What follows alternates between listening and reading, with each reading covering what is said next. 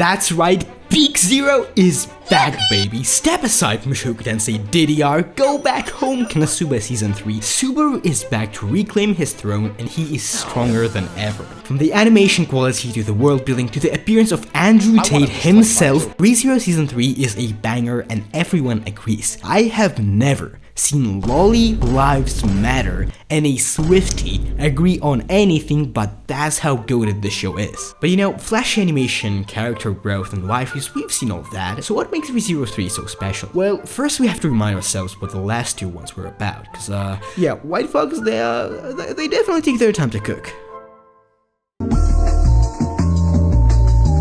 The year is 2016. The isekai genre is successfully getting gentrified into the Big Mac of anime. And out of the blue, some random ass show called ReZero hit us with the first 100% subversion speedrun. Instead of the escapist dreamland the world Subaru was transported to was a dark fantasy nightmare where every misstep resulted in a Dark Souls boss fight. And Subaru wasn't OP either. You could tell this man had zero power in Rise of Kingdoms. As much as this world was cruel, it was fascinating. We have an entire nation fall into political turmoil, 7 deadly sins as its creators, racial discrimination, segregation, essentially the United States law. So it's a shame that the first season seemingly showed nothing but Subaru just being processed in the German meat grinder. Yeah, there were some incredible episodes along the way, but Subaru's journey ultimately didn't end on a satisfying note. Then, 4 years later, the absolute banger known as ReZero Season 2 came out. And when I say ReZero Season 2 goes hard,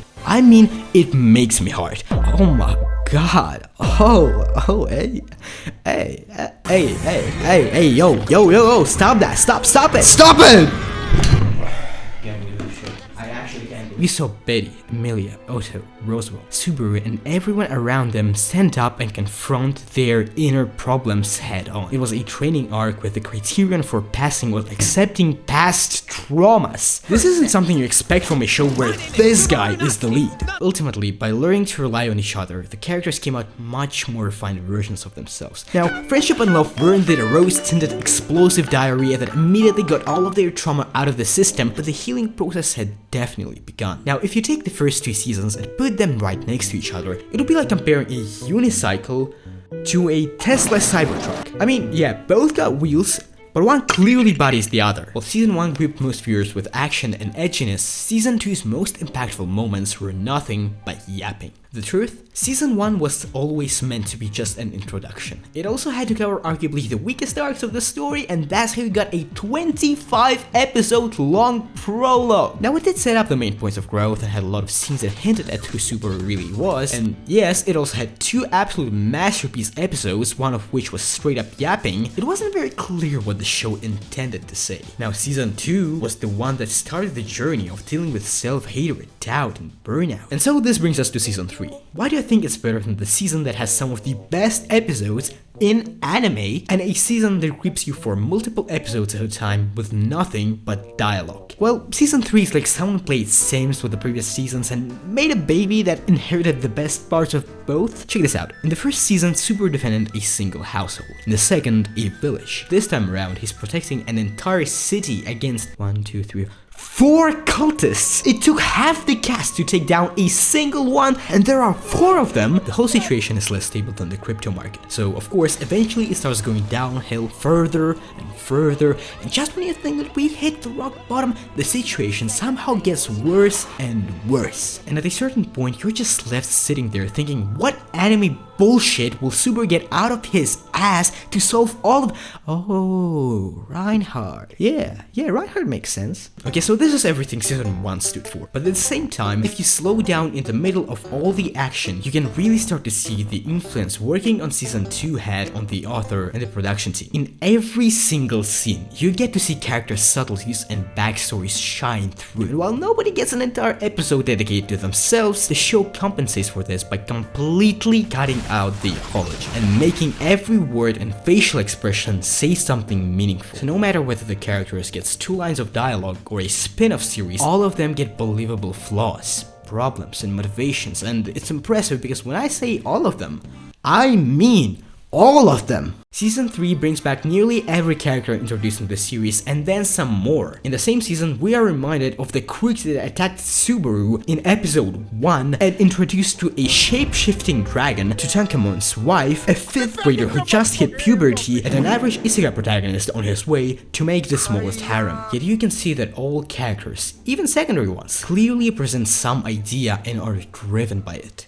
Take episode 7. Subaru's put in a room with 5 people who couldn't agree on what to eat for dinner, let alone choose a public speaker. And yet they all settle on the fact that Subaru is the only man who has dealt with DEFCON 0 situations like this. One of the most influential people in the universe, and some of the strongest characters in the world agree that Subaru is the only man who can give hope to the hopeless. Growth? Nah, this man just unlocked his Aura DLC. But this is where Al comes in. His behavior so far has been extremely sus. Despite the city streets being filled with horrible beasts and witch cultists, this dude deals with all of them completely solo and rejoins with Subaru without a particle of dirt on his clothes. The big laundry is quivering right now. It's like he's setting up his side quests and is secretly turbo powerful OP as shit. This way he stands in for Roswaal. He is also a firm believer that Subaru can only choose one interest at a time. He can't save the city and Emilia, he has to choose just one main objective. And that's how the author manages to sneak in a Kidness character. Most importantly, Al represents a previous version of Subaru, the one who would take the burden of saving the city on himself and the one who would eventually give up. Because while everyone cheers him on and there's seemingly every push needed to take the right step, this is what Al says. If you have doubts, don't do it, brother. I mean, let me ask you. Is he honestly all that great? If he takes it all upon himself and things still work out, yeah, he's great.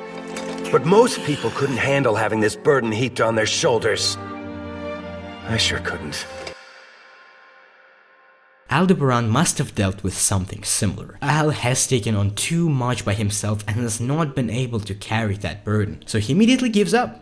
Just like Subaru would do in season 1. This resemblance is even further carried out with the animation and the way the camera moves, because when Subaru talks about being a Shadden, we specifically are shown Al's face. None of these callbacks and details are openly spelled out, but they're clear as day if you decide to pay attention to what is happening on the screen. And this brings me to my next point. They locked in with the new animation. Now, ReZero's animation was never the Michelin star of anime, but now it's less McDonald's Wi-Fi and more Starbucks Reserve. The animators clearly raided the ramp figurine fund to bring us these emotes, and honestly, worth it. From the moment they entered the giant city of Priscilla and in every frame afterward, you can see the meticulous attention to details animators put in. The camera movement especially is doing God's work showing characters' emotions. Take a look at this scene with Felix. Subaru.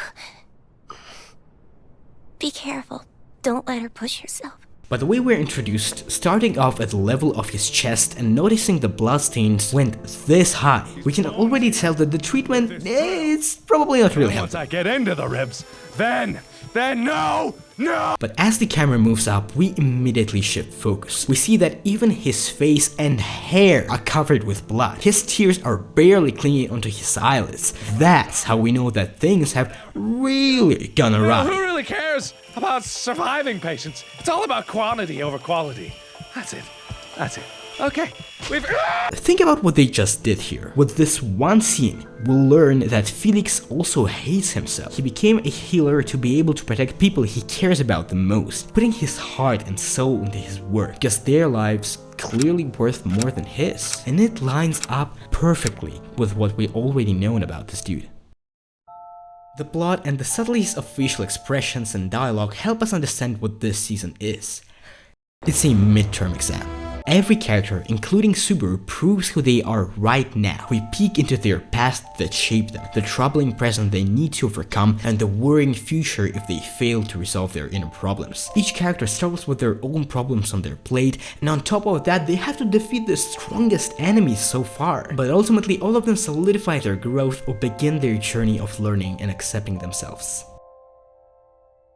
Now, having become the ReZero Glazing final boss, I have to admit, there are some things I don't like. The biggest one being adding more kids. I get it. This is the standard isekai type beat. This is Japan. I should have expected it. But at this point, it feels like they're limit-testing how many of these they can cram into the plot. We get 1, 2, 3, 4, 5, 6, 7. 7 kids! Do you realize what position this puts us viewers in? Bro, this isn't Re:Zero. This is Daycare Chronicles. Especially the theater girl. She did not have to be half naked and an orphan and some politician's love interest. And why does she always appear with the same corny ass guitar intro? Bro, please go to school. Someone has to fix this. I know we can do better than that. Look at this absolute unit. You were straight up cooking with this one. More. I want more of these. Add more mommies. You already got rid of one. What I'm about to say will get me in trouble.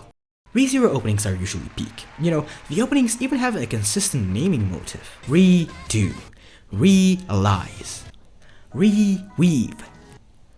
Paradise is paradoxal, but the newest opening, in my opinion, is absolutely gas without the G. We are not making it out of Watergate City with this one. I'm sorry, someone had to say this. Re:Zero isn't that group of anime that either has the most banger songs that go into the annals of history, that etch their melody into the collective unconscious, or has the most ass and forgettable songs that don't rhyme or flow. There are no other anime in that group. This only happens to Re:Zero. Look here, oh yeah.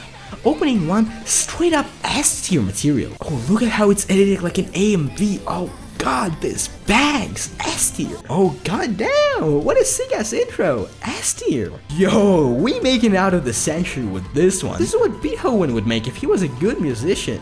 Now, season 3 opening, let's take a look. You know, at first I was vibing like, oh shit, oh, devious piano, oh, something malicious is brewing. Yo, this guitar is crazy. And I'm starting to get sensual at this point, you know? And right when I'm about to bust a move, they tone down the music and hit you with that B-movie plot. Brother, F tier. Season 3 of Re:Zero feels like the authors and the studio alike are cooking up something special and they know that. You look at every frame and feel all the care and faith the production team put into their work. While the series has lost many people in the first 2 seasons, I think this is the season that is going to get everyone back on board. Sure, it doesn't have the same level of character growth and info dumping as season 2, but the character depth is there in every line and shot. So it still comes out as a perfect overall package. And as you watch Subaru navigate his nightmare circumstance once again, you see something incredible. You see a level 1 crook in an endgame fantasy party act as a guiding light in everyone's darkest hour. As he illuminates the paths of everyone around him, we start seeing the real depth and dimension of the characters that surround him. And I think with that, Subaru proves just how far he has come since the beginning and how incredible of a protagonist he has become. I guess what I'm trying to say here is that even though Re:Zero has some of the best girls in all of anime, it somehow got me more excited about 3 sweaty men.